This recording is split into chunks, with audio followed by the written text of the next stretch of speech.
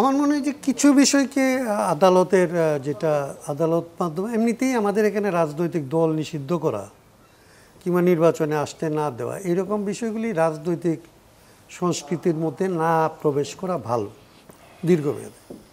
কিন্তু আদালতের যদি বিচারের ব্যাপারটা এরকম হয় যে তাদের যদি আদালতের মাধ্যমে এইরকম প্রমাণিত হয় যে আসলে তাদের অপরাধটা এরকম কিংবা দল হিসাবে দলের অপরাধ এরকম যে এই দলটা আসলে রাজনীতি করার যোগ্য নয়, সেইটা তখন সমস্ত রাজনৈতিক দলকে মেনে নিতে হবে। তো কিছু বিষয়ে আমার কাছে মনে হয় যে আদালতের উপরে নির্ভর করা ভালো। এই আওয়ামী লীগের এই ব্যাপারটা আমি নিজে এটা মনে করি ওই রকম। কিন্তু বিএনপি রাজনীতিকে আপনি বুঝতে পারেন যে বিএনপি কেন আওয়ামী লীগের অংশগ্রহণ না, সাধারণভাবে তো ধরেন এটার হিডেন অর্থ আমি খুঁজতে যাব না। সাধারণভাবে আমি বলতে চাইবো, বুঝতে চাইবো এটাই যে একটা রাজনৈতিক দল আরেকটা রাজনৈতিক দলকে আসলে নিষিদ্ধ না করা, অংশগ্রহণ করতে না দেওয়া, এরকম বিষয়গুলি মানে আদালতের মাধ্যমে প্রমাণ হওয়ার আগ পর্যন্ত না চাওয়াটাই হচ্ছে আসলে গণতান্ত্রিক সংস্কৃতির অংশ। এবং এই ক্ষেত্রে যদি কেউ চায় তার জন্য আসলে তাকে দায়ী করার কিছু আছে বলে আমি মনে করি না। কিন্তু আমি এটা মনে করি যে যাদের এরকম যাদের ব্যাপারে খুব সুনির্দিষ্ট অপরাধের অভিযোগই আছে এবং সেটা প্রমাণ হওয়ার মতো বাস্তব কারণ আছে, আগের মতো নয়, প্রমাণগুলি এখন অনেক বেশি ভিজিবল, সেই ক্ষেত্রে আসলে আমার চাওয়া না চাওয়ার উপরে নির্ভর করার চাইতে আসলে আইনানুগ পদ্ধতির উপরে নির্ভর করা উচিত। এর পাশাপাশি এই যে নানান বিষয়ে মতপার্থক্য, সংবিধান থেকে শুরু করে নির্বাচন কবে হবে, কতটুকু সংস্কার প্রয়োজন, নির্বাচনটাই সবচেয়ে গুরুত্বপূর্ণ কিনা, এগুলো নিয়েও তো রাজনৈতিক দলগুলোর সাথে ছাত্র জনতার একটা তফাৎ তৈরি হচ্ছে, মতভেদ তৈরি হচ্ছে। সেগুলোর আসলে সমাধানের এইটা আমার কাছে যেটা মনে হয়, আমরা একদম প্রথম দিকে সরকারকে বলছিলাম যে কাফি যেটা বললো, কাফির সাথে আমাদের যেটা ভিন্ন মত আছে। কাফি যেরকম মনে করে যে এই সরকারের প্রথম এবং প্রধান দায়িত্ব হচ্ছে নির্বাচনের ব্যবস্থা করা, আর আমরা যেটা মনে করি যে এই সরকারের উপরে দুইটা প্রধান, তো এই সরকারের প্রধান দায়িত্ব সংস্কার করা।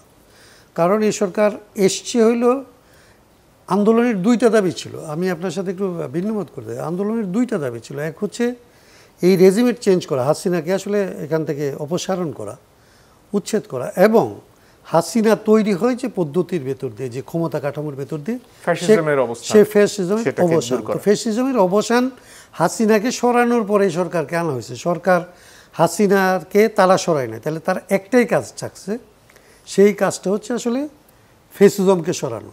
আর বাকি যেটা এটা হচ্ছে রুটিন কাজ, যে দ্রব্যমূল্য কী হবে, আপনার ধরেন আইনশৃঙ্খলা পরিস্থিতি কী হবে, নিরাপত্তা কী হবে, এটা তো ডেইলি রুটিনের মধ্যে পড়ে।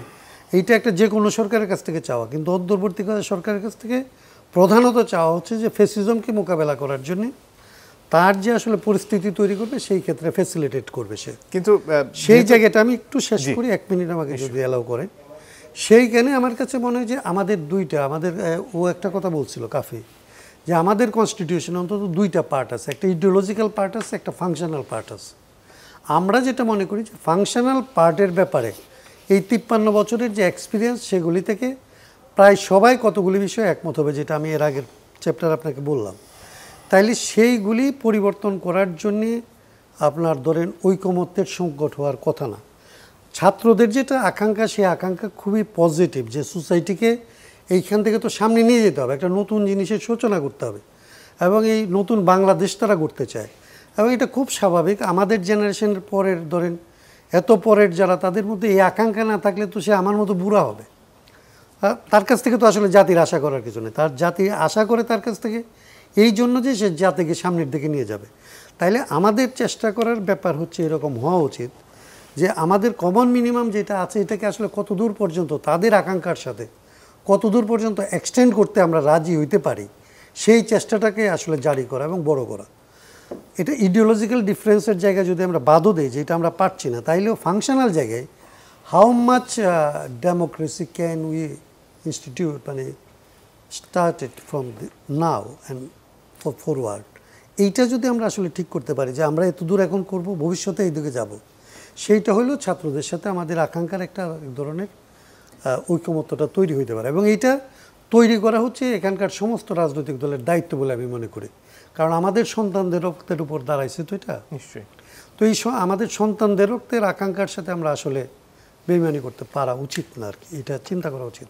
সম্ভবত তাদের মধ্যে কোনো না কোনো একটা আসলে ভয়ের জিনিস কাজ করে। ওনারা যখন বলে যে আসলে 111-এর মতো আমরা -1 ফর্মুলার দিকে যাচ্ছে কিনা, এইগুলি আমার কাছে মনে হয় যে সরকারের দিক থেকে এবং আমাদের অন্যান্য রাজনৈতিক দলের দিক থেকে আসলে তাদের সাথে কথা বলা দরকার। আপনি যেটা আগে বলতেছিলেন যে আসলে তাদের এই সমস্ত ভয়ের উৎস কী, তারা কেন মনে করছে। কারণ এইটা ঠিক যে বিএনপি একটা বড় রাজনৈতিক দল এবং তাদের একটা মতামতের গুরুত্ব আছে বাংলাদেশে। কারণ কনস্টিটিউশনাল চেঞ্জ তো এরকম ব্যাপার না, আমি ধরেন আপনার সাথে একটা প্রতিদ্বন্দ্বিতামূলক নির্বাচনের ভিতর দিয়ে আপনাকে পরাজিত করে আমি ক্ষমতায় আসতে পারি, কিন্তু সংবিধান তো এরকম না। সংবিধান তো আপনি আমি মিলে আসলে ঠিক করতে হবে যে রুলস অফ গেম কী হবে। সেটা তো আপনাকে পরাজিত করব, কিন্তু কোন পথে পরাজিত করব, আপনি আমাকে কোন পথে পরাজিত করবেন, সে বিষয়ে তো ঐক্যমত থাকতে হবে। অতএব সেই ক্ষেত্রে বিএনপির একটা মতামতের গুরুত্ব নিশ্চয়ই আমাদের দিতে হবে। কিন্তু সেই জন্যে বিএনপির মধ্যে যে সমস্ত আশঙ্কা তৈরি হয়েছে, সে আশঙ্কার উৎস কী এবং এটা নির্মূল করার জন্য আমাদের কি করা দরকার, সে উদ্যোগও আসলে সরকারকে এবং অপরাপর রাজনৈতিক দলকে নেওয়া উচিত বলে আমি মনে করি। কারণ আমার অনেকগুলিকে মনে হয় অমূলক।